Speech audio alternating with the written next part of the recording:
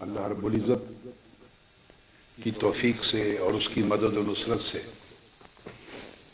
آج شہیدوں، مظلوموں اور کمزوروں کی مدد کے لیے اور ماڈل ٹاؤن کے سانحہ پر اللہ رب العزت کے حکم کے مطابق قصاص حاصل کرنے اور انصاف حاصل کرنے کی جد و جہد کے لیے بہت بڑی تعداد میں کارکنان پاکستان عوامی تحریک کے اور شہری خواتین و حضرات سمیت نوجوان اور بچے شریک ہیں، اور پاکستان کا الیکٹرانک اور پرنٹ میڈیا بھی موجود ہے۔ میں سب کو خوش آمدید بھی کہتا ہوں اور مبارکباد بھی دیتا ہوں۔ اس موقع پر جو شریک ہوئے ہیں آج کے احتجاج میں، انہوں نے نہ صرف اپنی قومی اور ملی ذمہ داری ادا کی ہے بلکہ دینی اور ایمانی فریضہ بھی ادا کیا ہے۔ اس لیے کہ اللہ رب العزت کا فرمان ہے کہ ایک جان کو جو شخص ناحق قتل کر دے، صرف ایک جان کو، اس نے گویا پوری انسانیت کا قتل کر دیا ہے۔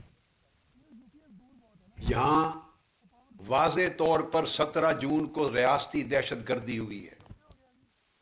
دنیا کے کسی بھی ملک کی روایت اور دنیا کے کسی ملک کے قانون کے مطابق اگر ریاستی دہشت گردی کی تعریف نکال لیں کہ ریاستی دہشت گردی کسے کہتے ہیں، تو دنیا کی ہر تعریف اور ہر ڈیفینیشن کے مطابق سانحہ ماڈل ٹاؤن کی صورت میں ہونے والا قتل عام ریاستی دہشت گردی کے معیار پہ پورا اترتا ہے۔ جو کچھ کشمیر میں جبر و بربریت اور جارحیت بڑے پیمانے پر عرصہ دراز سے جاری ہے، وہی جبر و بربریت اور ریاستی دہشت گردی 17 جون کو ماڈل ٹاؤن میں پاکستان کی وفاقی حکومت اور پنجاب کی صوبائی حکومت کی نگرانی میں اس کے حکم کے تحت پنجاب کی پولیس نے کیا ہے۔ وہ ریاستی دہشت گردی ہے۔ آج یہ پاکستان کے آئین کا امتحان ہے، پاکستان کے قانون کا امتحان ہے، پاکستان کی پارلیمنٹ کا امتحان ہے، پاکستانی اداروں کا امتحان ہے، حتیٰ کہ عدلیہ کا امتحان ہے کہ اتنی بڑی ریاستی دہشت گردی پر اور انسانیت کے اور بے گناہ کارکنان کے اتنے بڑے قتل عام پر آج پاکستان کا قانون کمزور اور طاقتور کے درمیان کیا فیصلہ کرتا ہے؟ کیا پاکستان کا آئین اور قانون اور پاکستان کی عدلیہ صرف طاقتور کو تحفظ دینے کے لیے ہے؟ کیا یہ پاکستان صرف طاقتوروں کے لیے، حکمرانوں کے تحفظ کے لیے ہے، یا اس میں کسی کمزور کا، کسی مظلوم کا، کسی ناحق بے گناہ انسان کا بھی امن اور امان کے ساتھ زندہ رہنے کا حق ہے؟ کیا پاکستان کا آئین اور قانون کمزوروں کی بھی جان اور مال اور عزت کی حفاظت کی اجازت دیتا ہے یا نہیں؟ یہ عدلیہ کا بہت بڑا ٹیسٹ ہے، بہت بڑا امتحان ہے۔ اگر سانحہ ماڈل ٹاؤن میں اس قتل عام کے اصل کردار، یہ قتل عام کروانے والے حکمران اور ان کے وزراء اور ان کے بڑے بڑے اعلیٰ افسران بچ گئے، خدا نخواستہ بچ گئے، تو اس کا مطلب ہے یہ پاکستان میں انصاف کا قتل ہو جائے گا، آئین کا قتل ہوگا، قانون کا قتل ہوگا، انسانیت کا قتل ہوگا، اور ریاستی دہشت گردی کو گویا پاکستان کے ادارے جائز ثابت کر دیں گے اور یہ اعلان کر دیں گے کہ اس ملک میں اگر طاقتور، اگر حکمران ریاستی دہشت گردی کے نتیجے میں جتنی لاشیں بھی گرا دے، پاکستان کا آئین طاقتور کو مجرم قرار نہیں دے سکتا۔ اس جگہ پر کھلی درندگی ہوئی ہے۔ اس پورے سانحہ میں ڈی آئی جی آپریشن خود نگرانی کر رہے ہیں، 7 ایس پی شریک ہوئے، ڈی ایس پی شریک ہوئے، 17 ایس ایچ او ہیں، اور 800 سے لے کر 1000 تک پورے 12 گھنٹے کے مختلف وقتوں میں آنے والے پولیس کانسٹیبل اور ان کے اہلکار شریک ہوئے، اور پاکستان کے پورے الیکٹرانک میڈیا نے آنکھوں کے ساتھ قتل عام کے مناظر دکھائے ہیں۔ پاکستان کی 12 کروڑ عوام نے، 20 کروڑ میں سے کم 12 14 15 کروڑ عوام نے لاشیں گرتے ہوئے لوگوں کو دیکھا ہے، گولیاں چلتے ہوئے لوگوں کو دیکھا ہے، بربریت اور جاریت کا ارتکاب کرتے ہوئے گولیوں کو دیکھا ہے۔ اگر یہ سب کچھ روا رکھ لیا جائے اور اس میں قتل عام کے اصل کردار جو پردے کے پیچھے بیٹھ کر حکم دے رہے تھے، جو منصوبہ بندی کر رہے تھے، اگر وہ کردار بے نقاب نہیں ہوتے اور قانون ان کے گریبانوں کو نہیں پکڑتا، ان کا مواخذہ نہیں کرتا، ان کو عدالت میں طلب نہیں کرتا، اور کمزور اور طاقتور کے لیے قانون برابر دکھائی نہیں دیتا، تو میں سمجھتا ہوں پاناما لیکس جیسے 100 دھاندلی کے واقعات اور کرپشن کے واقعات بھی اگر ہو گئے خدا نخواستہ تو یہ ڈکار لیے بغیر ہضم کر جائیں گے۔ پاناما لیک جیسی کرپشن کے سینکڑوں واقعات ان کا بال بھی بیکا نہیں کر سکتے۔ اس ملک کے ذریعے دنیا کو میسج جائے گا کہ پاکستان ایسی سرزمین ہے کہ حکومت اور سلطنت کے اہلکار اگر سینکڑوں لوگوں کو گولیوں سے چھلنی کر دیں، خون بہا دیں انسانیت کا، لاشیں گرا دیں ناحق لوگوں کا، بے گناہ لوگوں کا، نہتھے لوگوں کا، تو پاکستان میں یہ امر جائز ہے۔ یہاں طاقتور کی گرفت نہیں کی جا سکتی، یہ دہشت گرد سوسائٹی ہے۔ ہم پاکستان کو یہ میسج دیں گے، پورے ملک کو اور پوری دنیا کو میسج دیں گے۔ عدلیہ کا بڑا امتحان ہے، آج امتحان ہے عدلیہ کا۔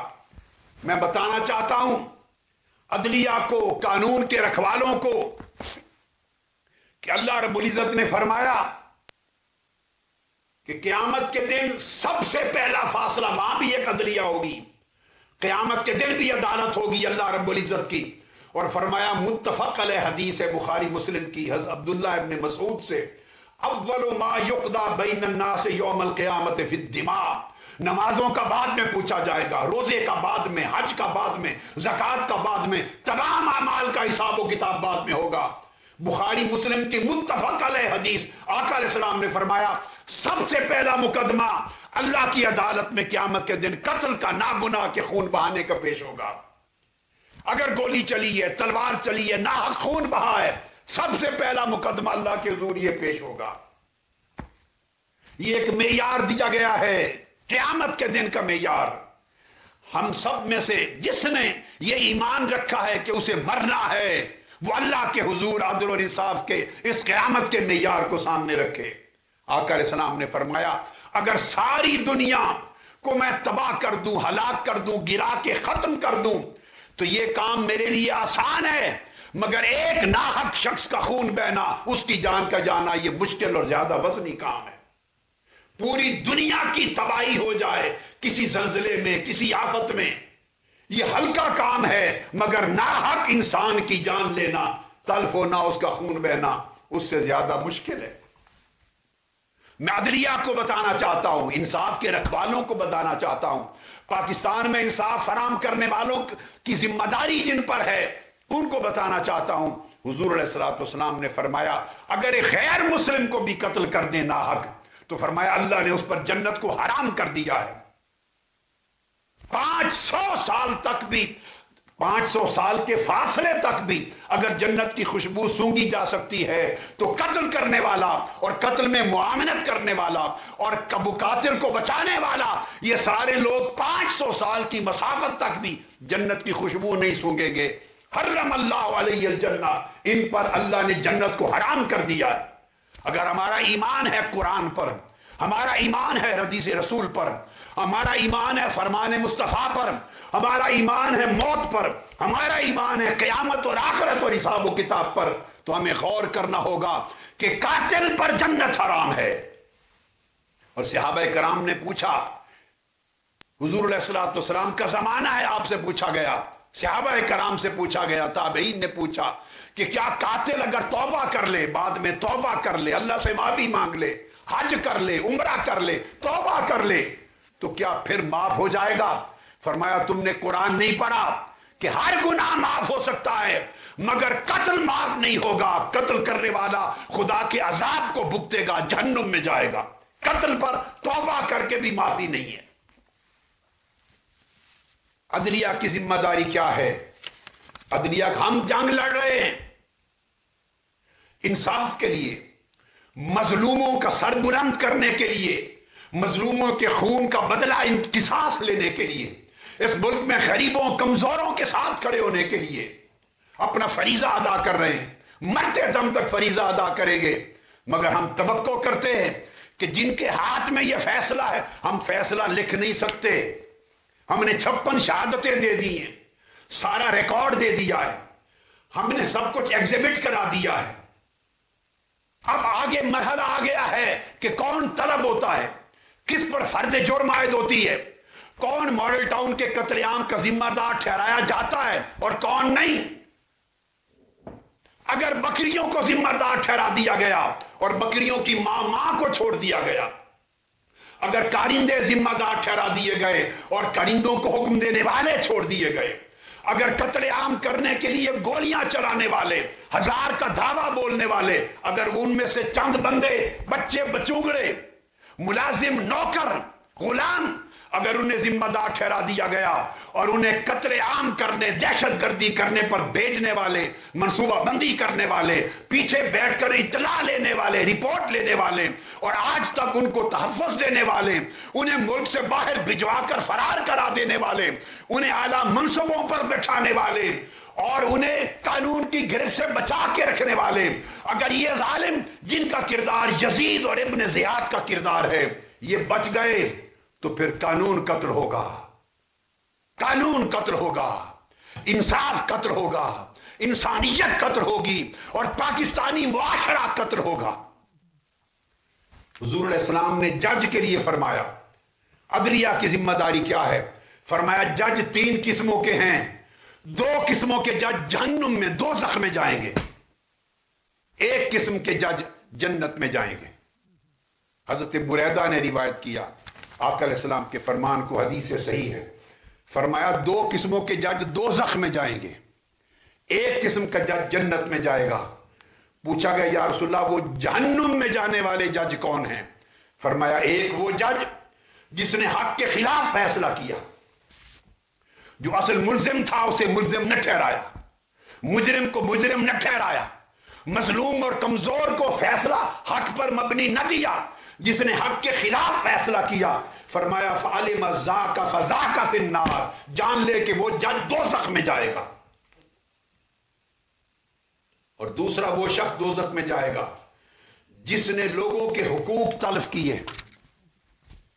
بغیر علم کے، وہ اس میں اتنی صلاحیت نہیں کہ وہ پہچان نہیں کر سکتا کہ ظالم کون ہے، مظلوم کون ہے، قاتل کون ہے، مقتول کون ہے، ملزم اور مجرم کون ہے کون نہیں، جو یہ فرق نہیں کر سکتا اور وہ اپنی کہتا ہے مجھے سمجھ نہیں آئی اور ناسمجھی میں مظلوموں کے، کمزوروں کے حق تلف کرتا ہے۔ فرمایا حق تلف کرنے والا بھی دوزخ میں جائے گا، حق کے خلاف فیصلہ کرنے والا بھی دوزخ میں جائے گا، ظالم کو تحفظ دینے والا دوستی ہوگا، مظلوم کو حق نہ دلانے والا وہ بھی دوزخ میں جائے گا۔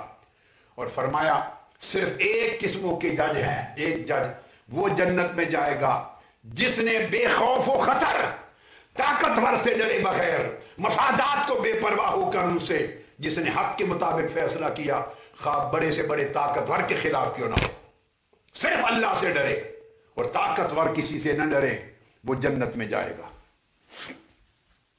اسی طرح سے عبداللہ بن ابی اوفا نے روایت کیا، حضور علیہ السلام نے فرمایا جج جب تک حق پر مبنی فیصلہ کرتا ہے اللہ اس کے ساتھ ہوتا ہے، اللہ اس کی مدد و نصرت کرتا ہے، لیکن جب وہ ظلم کرتا ہے، کمزور اور مظلوم کی طرفداری چھوڑ دیتا ہے اور طاقتور کا ساتھ دیتا ہے، فرمایا اللہ اس کو چھوڑ دیتا ہے، شیطان اس پر مسلط کر دیا جاتا ہے اور نتیجے میں پھر وہ جہنم میں دھکیل کے شیطان اس کو لے جاتا ہے۔ عدلیہ کی ذمہ داری ججوں کی کیا ہے؟ حدیث پاک ہے ایک اور، امام بہقی نے روایت کیا کہ حضرت ابی بن کعب نے، یہ بڑا امپورٹنٹ کوٹ کر رہا ہوں، جو آج کی عدلیہ کے لیے، ججز کے لیے، نظام قانون کے لیے بہت بڑی اعلیٰ مثال ہے۔ حضرت ابی بن کعب رضی اللہ تعالیٰ عنہ صحابی ہیں، انہوں نے کسی معاملے میں حضرت عمر کے خلاف مقدمہ دائر کر دیا، حضرت عمر کے خلاف استغاثہ کیا۔ حضرت عمر کے خلاف استغاثہ دائر کیا، مقدمہ دعویٰ دائر کیا، اور حضرت عمر امیر المومنین تھے، اس وقت کے وزیر اعظم تھے، خلیفۃ المسلمین تھے، وہ حاکم تھے۔ حضرت زید جج بنے، اور جو جج بنے حضرت زید بن ثابت، انہوں نے خلیفۃ المسلمین، وقت کے وزیر اعظم اور وقت کے سربراہ کو اپنی عدالت میں طلب کیا، عدالت میں طلب کیا۔ حضرت زید بن ثابت نے بطور جج خلیفہ وقت کو اور حاکم وقت کو سیدنا فاروق اعظم رضی اللہ تعالیٰ عنہ کو طلب کیا عدالت میں، مگر آگے کیا کیا؟ طلب کر کے ان کو اونچی کرسی دے دی، زیادہ باعزت جگہ۔ حضرت ابی بن کعب عام استغاثہ کرنے والوں اور مقدمات دائر کرنے والوں کی جگہ پر بیٹھے تھے، حاکم وقت کو حضرت امیر المومنین کو اونچی جگہ پہ بٹھا دیا۔ سیدنا فاروق اعظم رضی اللہ تعالیٰ عنہ کھڑے ہو گئے، فرمایا زید بن ثابت یہ تمہاری پہلی ناانصافی ہے، میں مواخذہ کرتا ہوں، تمہیں حق نہیں پہنچتا کہ میں یہاں ایک ملزم کے طور پہ آیا ہوں استغاثہ میں، مجھے اور مدعی کو ایک ہی جگہ پہ برابری کے ساتھ بٹھانا چاہیے۔ ان کو برابر بٹھا دیا گیا۔ جب برابر بٹھا دیا گیا تو حضرت ابی بن کعب انہوں نے اپنا دعویٰ پیش کیا، حضرت عمر نے انکار کیا۔ جب انکار کیا تو حضرت ابی نے کہا کہ اب حضرت عمر فاروق قسم اٹھائیں، قسم اٹھائیں۔ شہادت نہیں تھی ان کے پاس، صرف قسم اٹھانے کی بات کی۔ شریعت کا قانون یہ ہے، جج نے کہا حضرت زید بن ثابت نے کہ یہ امیر المومنین ہیں، ان کا کہہ دینا کافی ہے، ان سے میں قسم نہیں اٹھوانا چاہتا۔ فاروق اعظم رضی اللہ تعالیٰ عنہ پھر کھڑے ہو گئے، فرمایا تم مجھ سے قسم نہیں اٹھواتے، آپ جج ہیں، میں اللہ کی قسم کھا کے کہتا ہوں، اللہ کی قسم دوبارہ کھا کے کہتا ہوں کہ تم جج بننے کے منصب کے اہل نہیں ہو۔ پہلے تم نے اونچی کرسی پر بٹھایا ہے مجھے، اس کے بعد مجھے قسم دینے کا جو شرعی واجب ہے میرے اوپر، اس سے مستثنا کیا ہے اور مجھ سے قسم نہیں مانگی۔ تم منصب قضا کے جج بننے کے اہل نہیں ہو۔ اس وقت تم جج بنو گے جب تمہارے نزدیک وقت کا حکمران اور ایک کمزور مدعی دونوں برابر نہ ہو جائیں۔ یہ وہ معیار تھا۔ حضرت عبادہ بن صامت نے فرمایا، حضور السلام نے فرمایا جج وہی جنت میں جائے گا، اسی جج پر اللہ کا سایہ رحمت ہوگا، وہی جج حق پر ہوگا جس کے نزدیک طاقتور اور کمزور دونوں پر قانون اللہ کا برابر نافذ ہو اور اللہ کی حدود برابری کے ساتھ نافذ ہوں، اور نہ کسی کا خوف ان کو اثر انداز ہو ان پر، اور نہ لان تان کسی کی اثر انداز ہو۔ اس کے نزدیک صرف اللہ کا حکم ہو، اللہ کے رسول کا حکم ہو، اللہ اور اس کے رسول کا حکم اور قانون اور اس کا ضمیر۔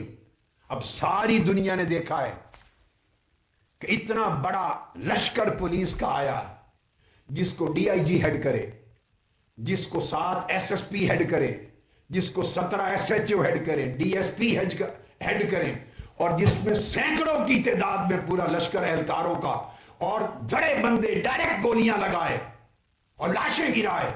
کیا اتنا بڑا واقعہ پاکستان کی تاریخ میں مجھے بتا دیں، پاکستان کی تاریخ میں پولیس نے پہلے کبھی کیا ہے؟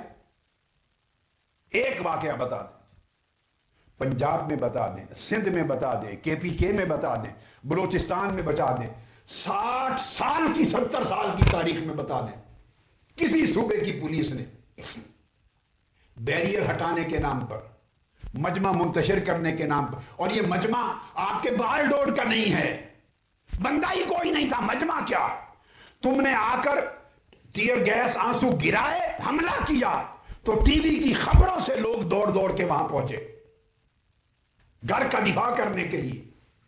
کبھی پولیس نے ایسا کیا کہ کسی کے گھر پر دھاوا بول دو، گولیاں چلا دو؟ پولیس کو ہم سے کیا دشمنی تھی؟ پولیس کو ہم سے کیا بیر تھا؟ پولیس کس چیز کا انتقام لینا چاہتی تھی؟ پولیس تو ملازم تھی۔ ان کا ظلم اور جبر اور بد کرداری یہ ہے کہ وہ غلام تھے، فرعون کے غلام تھے، سلطنت فرعون کے غلام تھے۔ کوئی واقعہ ایسا ہوا ہے کہ کھلے بندوں اس طرح گولیاں چلیں، میں وکیلوں سے پوچھتا ہوں، میں ججز سے پوچھتا ہوں، میں بیوروکریٹ سے پوچھتا ہوں، عدلیہ سے پوچھتا ہوں، میں صحافیوں سے پوچھتا ہوں، عوام سے پوچھتا ہوں، معزز طبقات سے پوچھتا ہوں، ایک واقعہ بتا دیں اتنا بڑا عدد پولیس کا افسران کی موجودگی میں ساری رات اور دن کے بالکل سفید دن میں ڈائریکٹ گولیاں چلا کے لاشیں گرائے اور پاکستان بھر کے ٹی وی چینل ڈائریکٹ پورا منظر دکھا رہے ہوں اور انہیں کسی کا نہ خوف ہو نہ حیا ہو. ایک واقعہ بتا دیں. اگر نہیں ہوا، آج تک نہیں ہوا، تو بتا دیں اتنا بڑا قدم پولیس نے کیسے اٹھایا. کیا وہ معاذ اللہ بیریئر جو ناجائز جن کو کہتے تھے بیریئر ہٹانے کے لیے اٹھایا؟ اگر بیریئرز ہٹانے کے لیے پولیس کو بھیجا گیا تھا تو منہاج القرآن کے اندر کیوں گھسی؟ منہاج القرآن کے سیکریٹریٹ کے اندر تو کوئی بیریئرز نہیں ہے. گوشہ درود پر گولیاں جا کر کیوں چلائیں؟ گوشہ درود میں تو کوئی بیریئرز نہیں ہے. اگر بیریئر ہٹانے کے لیے پولیس کو بھیجا گیا تھا تو میرے گھر پر دھاوا کیوں بولا؟ ہمارے گھر کے سامنے والے گھر کی چھت پر چڑھ کر پولیس کمانڈوز نشانہ بنا کے ہمارے بیڈ روم پر گولیاں کیوں چلاتے رہے؟ ہمارے بیڈ روم کے اندر تو کوئی بیریئر نہیں تھا، اس میں تو انسان رہتے تھے. گھر کے سامنے والے گھر پر، کونے والے گھر سے چھت پر چڑھ کر پولیس اہلکار اور کمانڈو نشانہ بنا کے میرے بیڈ روم کی گولیاں کیوں مارتے رہے؟ بیڈ روم میں بھی بیریئر تھے. میرے گھر میں پھلانگ کر جانے کی کوشش کیوں کرتے رہے؟ شازیہ شہید اور تنزیلہ شہیدہ، یہ دونوں شہید میرے گھر کے دروازے سے چمٹ کر ایسے ہاتھ پھیلا کر کھڑی تھی کہ ہم اس گھر کا دروازہ توڑ کر تمہیں اندر نہیں جانے دیں گے. ان کو دروازے پر شہید کیا. وہاں تو بیریئر نہیں تھے، وہ تو میرا دروازہ تھا گھر کا. ساتھ مارکیٹ ہے دوسری گلی میں، مارکیٹ میں جا کر بھی لوگوں کو شہید کیا، وہاں بھی لاشیں گری. مارکیٹ اور دکانوں میں تو بیریئرز نہیں تھے. جواب دیا جائے پولیس کیوں آئی تھی؟ کس مشن پر آئی تھی؟ کس نے بھیجا تھا؟ بیریئرز کا ڈرامہ نہیں چلے گا. کیا پولیس از خود اتنا بڑا فیصلہ کر سکتی؟ اگر از خود کرتی تو ایسے 50 واقعات ملک میں اور بھی ہو چکے ہوتے. نہیں، پیچھے اصل مجرم بیٹھے تھے، اصل مجرم بیٹھے تھے جنہوں نے ان کو بھیجا، جو میری آمد سے خوف زدہ تھے، ایک انقلاب کی تحریک سے خوف زدہ تھے، جو قتل عام کر کے خوف زدہ کر کے ہر کو میری آمد کو روکنا چاہتے تھے. یہ وہی لوگ تھے جنہوں نے میرا جہاز لینڈ نہیں ہونے دیا. یہ وہی لوگ تھے جنہوں نے 1 گھنٹہ جہاز کو 12 چکر لگوائے. وہ بھی پولیس تھی، وہاں بھی بیریئر تھے جس کی وجہ سے جہاز لینڈ نہیں ہونے دیا گیا. سارے جہان میں 20 کروڑ عوام نے مناظر دیکھے ہیں. کس کو دھوکہ دیں گے؟ عدلیہ کا امتحان ہے، اس ملک کے اداروں کا امتحان ہے، قوم کے ضمیر کا امتحان ہے. اگر اسے صرف سانیہ ماڈل ٹاؤن سمجھ کے چھوڑ دیا گیا تو پھر پورے معاشرے کی خیر نہیں. ہر ایک کی بیٹی تنزیلہ امجد بنے گی، ہر ایک کی بیٹی اس ملک کی شازیہ بنے گی، ہر ایک کے بیٹے اس ملک کے شہید بنیں گے. ہمیں پورے معاشرے کو بطور کل اٹھ کر ظلم کا خاتمہ کرنا ہوگا، اور یہ اس وقت تک ممکن نہیں. ادارے اسٹیبلشڈ ہیں، ایک نظام ہے، ایک آئین ہے، قانون ہے. قانون کو تحفظ دینے والے اور انصاف فراہم کرنے والے ادارے جب تک خود یہ ذمہ داری نہ ادا کریں، اس وقت تک کسی کی جان و مال کی حفاظت نہیں ہو سکتی. ایک مسلمان کی جان، حضور علیہ السلام نے فرمایا، اس کا خون کعبۃ اللہ سے بھی زیادہ عزت والا ہے. صحن کعبہ میں طواف کرتے ہوئے آقا علیہ السلام نے فرمایا، اے کعبہ تیری بڑی عزت ہے، مگر رب کی عزت کی قسم، میری امت کے مسلمانوں کی جان و مال، ان کی عزت و تکریم ہے کعبہ تیری عزت سے بھی بڑھ کر ہے. آپ اور ہم کعبہ جاتے ہیں، طواف کرتے ہیں، کعبے کا غلاف تھامتے ہیں. اگر انسانیت کا قتل کرنا ہے تو کس کعبے کا طواف کرتے ہیں؟ کس لیے کرتے ہیں؟ کس کعبے کا غلاف تھامتے ہیں؟ کس کعبے میں جا کر دعائیں کرتے ہیں؟ کس لیے؟ معلوم نہیں لاشیں گرا کے آئے ہو ان مسلمانوں کی جن کی تکریم، جن کے خون کی تکریم اللہ نے، اس کے رسول نے کعبے سے بھی زیادہ رکھی. ہمیں اس وقت، ہم اس مرحلے پر ہیں، ہمیں اس وقت انصاف چاہیے.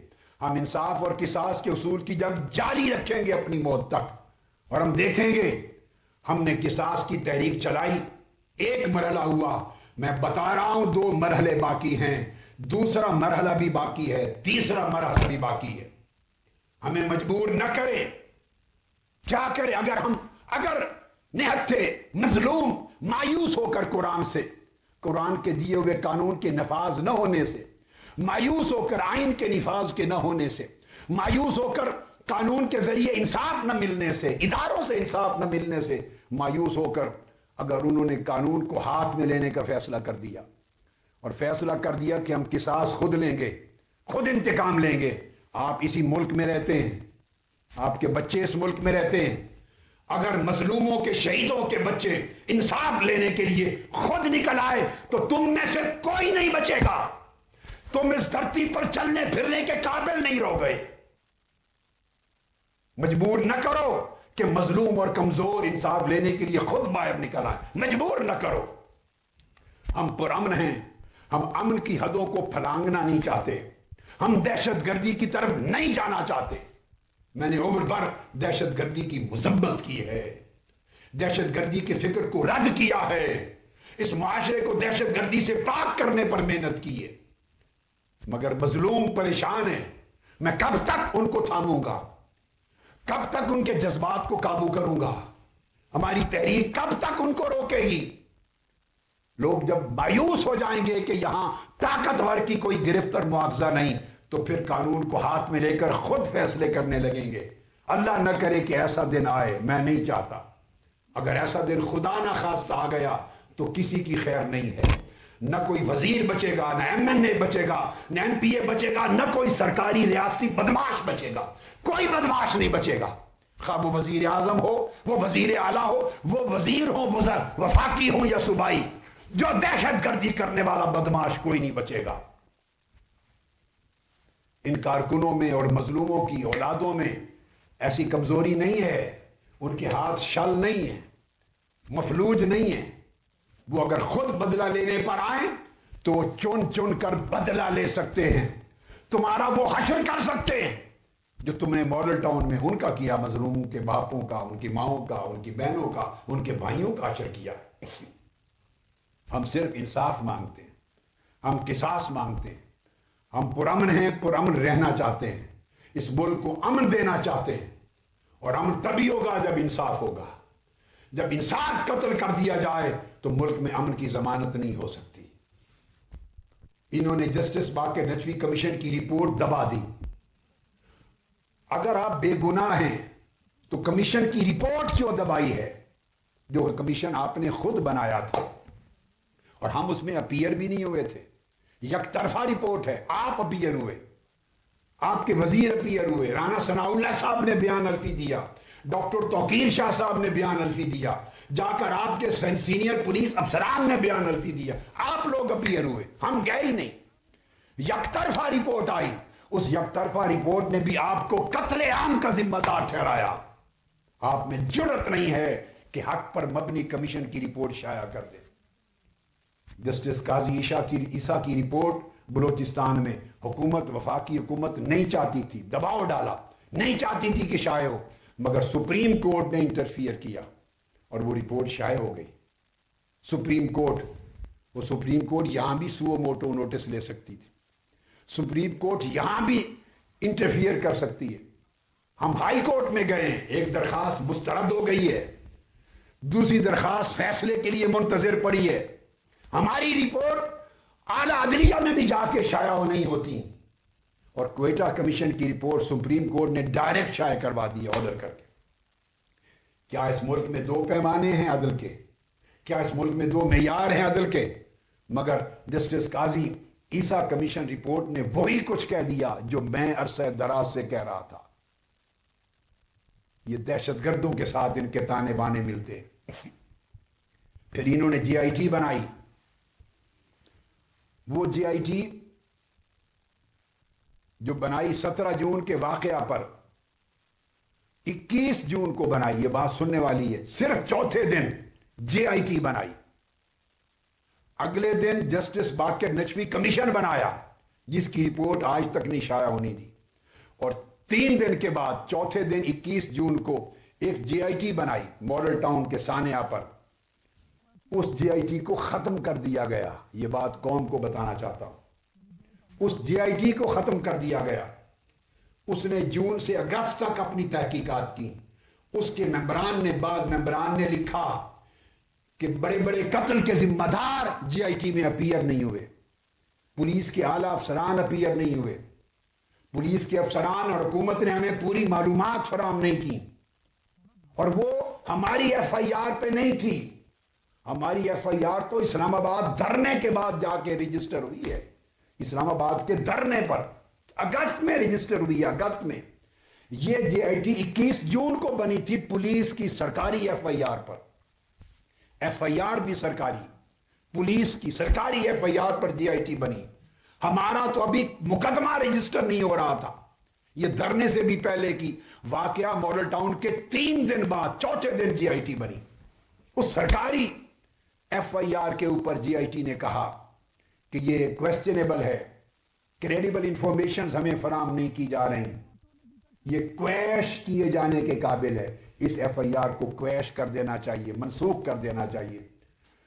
اس جے آئی ٹی کے اندر بعض افسران نے کہا کہ پولیس نے جو گولیاں چلائی ہیں ہمیں عدد غلط بتا رہے ہیں، جن بندوقوں سے اور جن آلات سے بندوقوں سے کراشن کوفوں سے گولیاں چلی ہیں وہ اسلحہ ہمیں سبمٹ نہیں کیا گیا تاکہ ہم اس کا ٹیسٹ کروائیں. ہمیں اسلحہ نہیں دکھایا جا رہا، گنتی نہیں کروائی جا رہی، اسلحہ ٹیسٹ کروانے کے لیے نہیں دیا جا رہا. اس کا مطلب یہ ہے کہ یہ جے آئی ٹی، یہ ایف آئی آر غلط ہے، اس پر مقدمہ آگے نہیں چل سکتا پولیس کا. اور یہ بھی اس میں لکھا اس کے بعض ممبران نے کہ جو چین آف رسپانسبل ہیں، رسپانسبلز کا جو چین ہے، جہاں سے ذمہ داری شروع ہوتی ہے قتل کرنے تک، ان کے بیشتر لوگ اپیئر ہی نہیں ہوئے. ہم ان کا بیان ہی نہیں لے سکتے، ہم ان سے بات ہی نہیں کر سکتے اور نہیں کر سکے. لہٰذا اس کا کیا فیصلہ کریں؟ جب یہ سارا کچھ لکھ دیا اور انہوں نے اس ایف آئی آر کو، پولیس کی سرکاری ایف آئی آر کو ختم کرنے کی سفارش دی، اور اگست میں 3 مہینے کی پوری کام مکمل کر کے فیصلہ آ گیا، تو انہوں نے اس جے آئی ٹی کو ختم کر دیا. جے آئی ٹی ختم کر دی اور ایک نئی جے آئی ٹی بنا دی. جب پہلے کاروائی ہو چکی تو نئی جے آئی ٹی بنا دی، اور اس جے آئی ٹی میں سارے اپنے آدمی بھرتی کیے، اور نہ پولیس کی ایف آئی آر ختم کی، اور اس جھوٹی جے آئی ٹی کا وہ بیان اس کے ساتھ ملا کے وہ سٹل شہیدوں کے خلاف، مدعیوں کے خلاف، کمزوروں کے خلاف، جن پر گولیاں چلی ہیں، ان زخمیوں کے خلاف مقدمہ سٹل چل رہا ہے. یہ ہے اس ملک میں انصاف، یہ ہے اس ملک کا قانون، یہ ہے اس ملک کی عدلیہ، یہ ہے ملک کے قانون تحفظ کرنے والے ادارے. کمیشن بنتا ہے تو رپورٹ شائع نہیں ہوتی. ایک جے آئی ٹی بنتی ہے، چونکہ اس نے اختلاف کیا اور ان کا اشارہ آپ کی طرف جا رہا ہے، آپ اس کے سامنے اپیئر، خود تو کیا اپنے اعلیٰ افسران کو اپیئر نہیں کیا، اپنا اسلحہ نہیں دکھایا کہ کس اسلحے سے گولیاں چلی. جے آئی ٹی توڑ دیتے، کمیشن کی رپورٹ ضبط کر لیتے، پھر کہتے ہیں ہم انصاف فراہم کر رہے ہیں، کیس چل رہا ہے، کیس چل رہا ہے. کہاں چل رہا ہے کیس؟ ٹھیک ہے عدالت میں چل رہا ہے، ہم چلائیں گے، ہم لڑیں گے، قانون کی جنگ ہے، لڑیں گے اپنے ایمان کا فریضہ ادا کرنے کے لیے، اپنے ضمیر کے اطمینان کے لیے، مظلوموں کی مدد کے لیے، قصاص کے لیے اللہ کا حکم ہے، اور قیامت تک اللہ کے حضور سرخ رو ہونے کے لیے کہ ہم وقت کے فرعونوں کے سامنے ہم نے سرنڈر نہیں کیا، وقت کے قانونوں کی دولت کے سامنے ہمارے کارکنوں نے، شہیدوں کے خاندانوں نے سرنڈر نہیں کیا. ہم جنگ لڑتے لڑتے مرے ہیں، اللہ کے حضور سرخ رو ہوں گے اور یہ کیس زندہ رکھیں گے. کبھی تو اچھا وقت آئے گا، جب اچھا وقت آئے گا انشاءاللہ آپ لٹکیں گے. کوئی اور کیس، آپ کے ہاتھ اتنے بڑے ہیں آپ کو لٹکا نہیں سکتا. ماڈل ٹاؤن شہیدوں کا کیس لٹکائے گا، ماڈل ٹاؤن کے شہیدوں کا خون آپ کو لٹکائے گا، ہینگ کرے گا. ہم اس کو زندہ رکھنا چاہتے ہیں. لہذا ہماری کسی سے ذاتی جنگ نہیں ہے، ہماری جنگ انصاف کے لیے، ہماری جنگ قصاص کے لیے ہے. یہ ہم لے کے رہیں گے. دوسرا دور قصاص کی تحریک کا اور تیسرا راؤنڈ فیز دونوں پڑے ہیں. کسی بھی وقت اگر ہم محسوس کریں گے کہ اب کوئی اور راستہ نہیں تو ہم اگلے فیز کا اعلان کر سکتے ہیں۔ وہ وقت نہ آنے دیں کہ اگلے فیزز کا اعلان کرنا پڑے اور یہ فیز کہیں نہ آ جائے کہ مظلوم اور شہیدوں کے ورثاء خود انتقام لینے کے لیے اور خود انصاف لینے کے لیے اقدام کرنا شروع کر دیں۔ میں بری و ذمہ ہو جاؤں گا، جب یہ قدم اٹھ جائے گا میں ہٹ جاؤں گا، انہیں کہہ دوں گا آپ، میں پوری جدوجہد کر کے قانون کے امن کے نظام کے مطابق انصاف نہیں لے سکا، اب آپ آگے بڑھتے ہیں خود لینے کے لیے تو آپ جانیں اور آپ کا کام جانیں، پھر آپ معاشرے کو دہشت گردی میں دھکیلیں گے، پھر خون خرابہ ہوگا، پھر کوئی بچے گا نہیں آپ کا۔ اس منظر تک نہ جانے دیں معاملات کو۔ میں آخر پہ پھر شکریہ ادا کرتا ہوں شہیدوں کے خاندانوں کا، ان غریب، مظلوم، مسکین، غیرت مند، جرت مند، ایمان والے کارکنوں کا، جو قارون کی دولت پہ نہیں بکے اور فرعون کی طاقت اور فرعون کے ظلم کے آگے نہیں جھکے۔ پاکستان کی تاریخ میں ایسی مثال نہیں ہے۔ یہاں روز قتل ہوتے ہیں، 3-3 لاکھ پر خون بک جاتے ہیں، 5-5 لاکھ سے 10-10 لاکھ کر بولی پڑتی ہے، دیت کے نام پہ خون بک جاتے ہیں، اولادوں کے خون بک جاتے ہیں، اولادیں والدین کے خون بیچ دیتی ہیں، بھائیوں کے خون بک جاتے ہیں۔ پاکستان کی تاریخ کا واحد واقعہ ہے کہ یہاں کروڑوں اور اربوں روپے قارون اور فرعون کے ہاتھ میں ہیں، ادھر غریب کارکن ہیں جن کے پاس کھانے پینے کی بھی پوری سہولت نہیں، مگر انہوں نے لعنت بھیج دی ہے فرعون کی طاقت پر اور قارون کی دولت پر، بکے نہیں اور جھکے نہیں۔ شہیدوں کے خاندان زندہ باد، اور سارے ماڈل ٹاؤن کے شہید زندہ باد اور پائندہ باد، اور ان کے انصاف اور قصاص کے اصول کی جنگ کرنے والے تمام کارکنان اور شہری جو مدد کرتے ہیں، عورتیں، مرد، بچے، بچیاں، سب زندہ باد۔ میں آپ کو مبارکباد دیتا ہوں کہ آپ نے اپنی غیرت کا ثبوت دیا۔ انشاءاللہ یہ حق کی جنگ جاری رہے گی، فتح انشاءاللہ حق کی ہوگی، ظالم سرنگوں ہوگا، قصاص ہوگا، انصاف ہوگا، اور انشاءاللہ حق کا بول بالا ہوگا۔ میڈیا کی بار دیگر شکریہ ادا کرتا ہوں۔